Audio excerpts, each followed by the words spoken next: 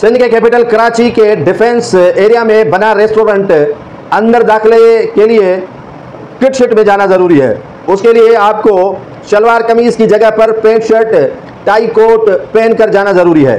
एक वकील को शलवार कमीज़ पहनते हुए रेस्टोरेंट में मेहमानों के साथ जाने से रोका।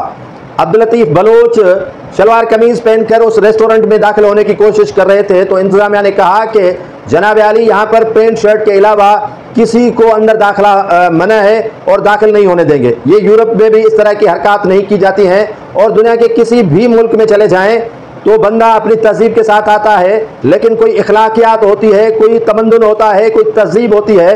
ये रेस्टोरेंट इंतजामिया ने सभी क्रॉस कर दिए। एक शख्स जिस होले में आता है उसको कहा जाता है कि आप इस होले में नहीं आए, उस होले में आए जो होटल इंतजामिया की जानिब से तय करके रखा गया है। पहले तो आप चार्टर देते, उसके बाद इश्तारात देते कि आप अगर हमारे रेस्टोरेंट में दाखिल हो रहे हैं तो आपको इन कवायद पर अमल करना होगा।